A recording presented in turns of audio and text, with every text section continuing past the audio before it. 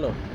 তো ওই সাদিয়া খানের ব্যাপারেই অনেক ভিডিও দেখছি। ওই যে দুবাইতে যে ইনফ্লুয়েন্সার, সে নাকি কি বলছে মেন্টাল হেলথ ইনফ্লুয়েন্সার নাকি, না মেন্টাল হেলথ এর ব্যাপারেও মানে বলছে সার্টিফাইড সাইকিয়াট্রিস্ট। কতটা সার্টিফিকেশান আছে সেটা তো আর তোমাকে তো ক্যামেরায় এসে দেখাচ্ছে না যে এই ডিগ্রি ওই ডিগ্রি, নালে তোমার ক্যামেরা মানে ক্যামেরার পেছনে তো অনেকজন ডিগ্রি থাকে না, পোস্টার দিয়ে ছাপা ল্যামিনেশন করা থাকে, ঠিক আছে?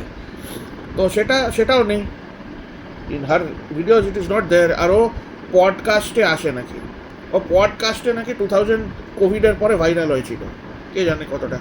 হ্যাঁ, তো অনেক পডকাস্টে আসে।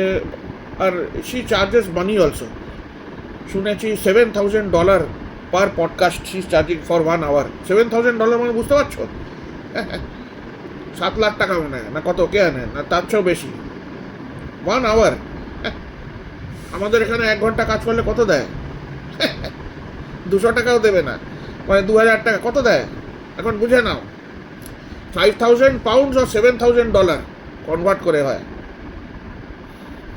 আর ও খালি অ্যাডভাইস দিচ্ছে অন হাই ভ্যালিউ ওমেন না কি জানে, women should be very consider themselves high value. হ্যাঁ, এসব কথা বলছে।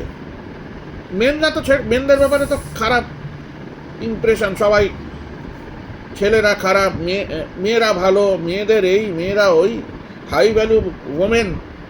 মেনরা তো লো ভ্যালিউ না কি বলে ও, ওই বলে ছেলেরা টাকা দেয় মেয়েদের, মানে এটা, আর মেয়েরার ভ্যালু ওপরে হয়ে যাচ্ছে।